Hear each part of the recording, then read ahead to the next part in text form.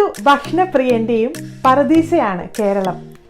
അതിൻ്റെ കാരണവും മറ്റൊന്നുമല്ല, വളരെ വ്യത്യസ്തമായ രുചിക്കൂട്ടുകളുടെ ഒരു കലവറ തന്നെയാണ് നമ്മുടെ ഈ ദൈവത്തിൻ്റെ സ്വന്തം നാട്.